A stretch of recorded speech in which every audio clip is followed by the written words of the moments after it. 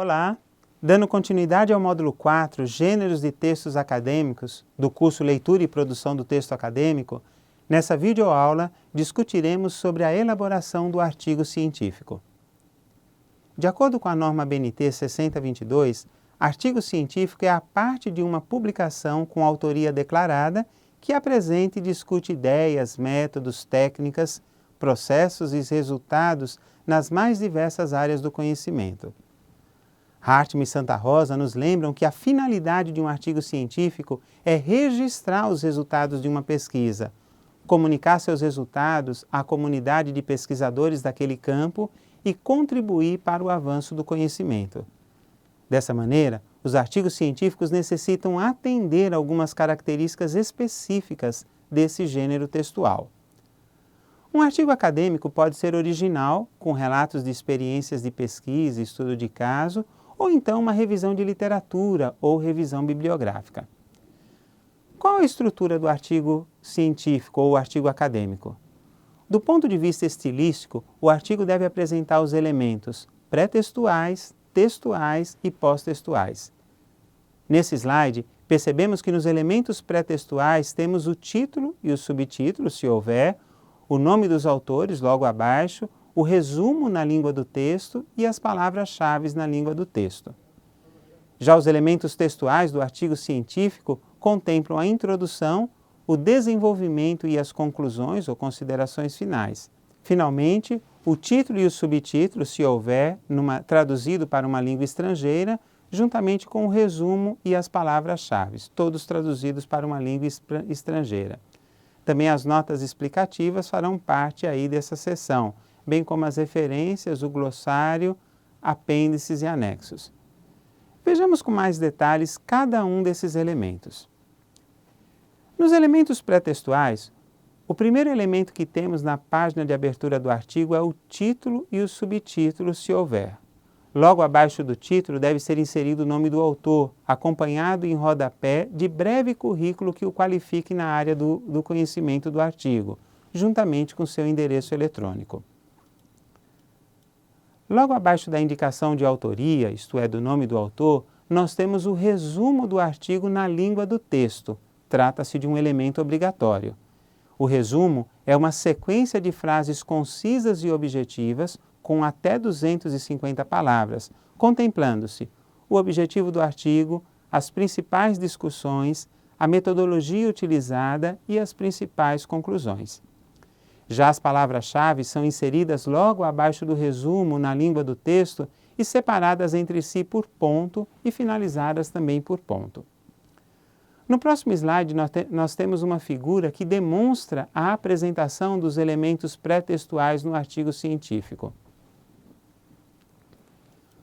Quanto aos elementos textuais, temos inicialmente a introdução, que deve constar um texto com a delimitação do assunto discutido, os objetivos da pesquisa e outros elementos necessários para situar o tema do artigo.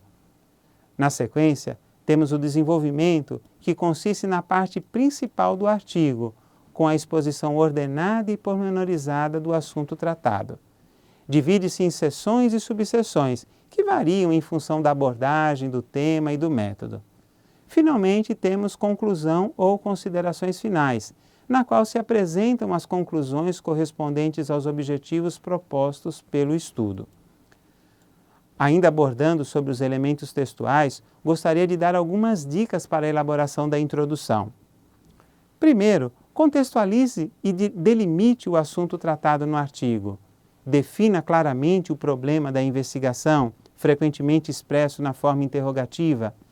Apresente os objetivos geral e específicos da pesquisa e teça comentários sobre a metodologia da pesquisa utilizada para a elaboração daquela investigação.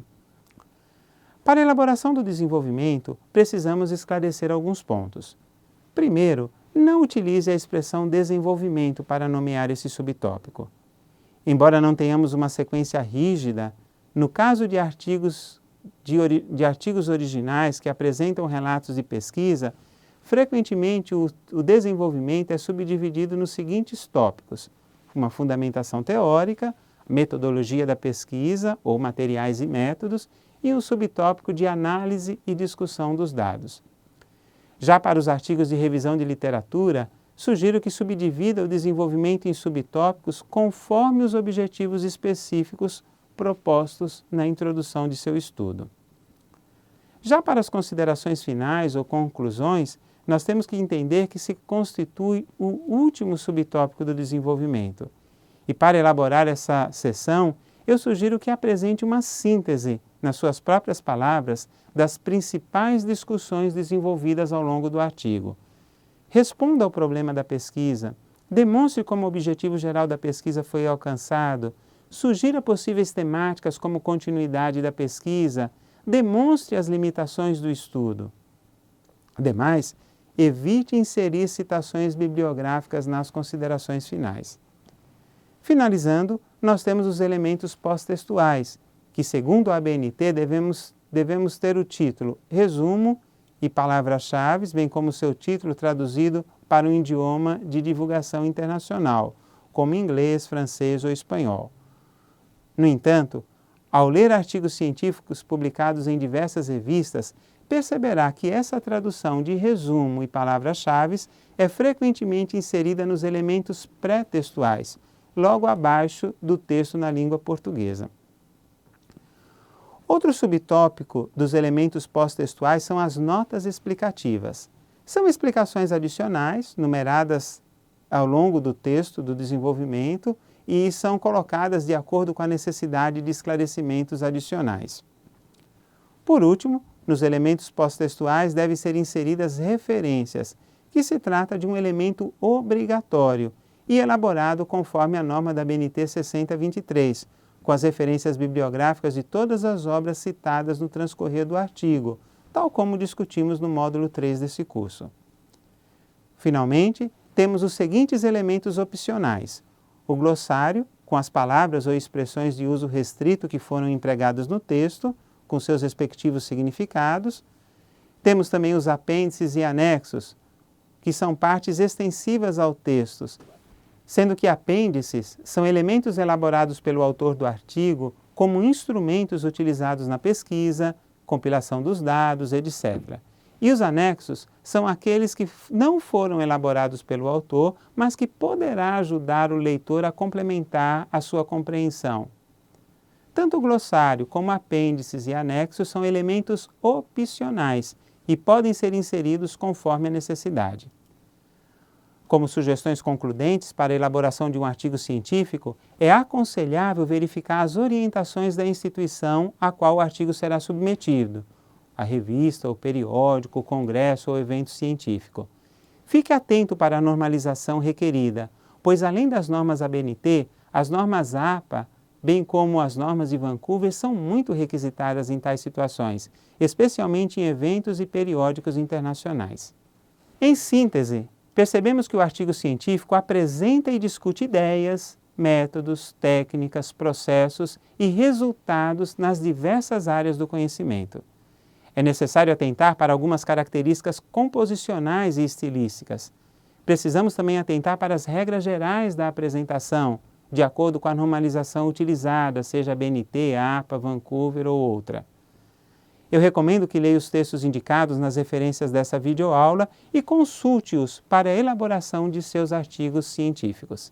Até o nosso próximo encontro.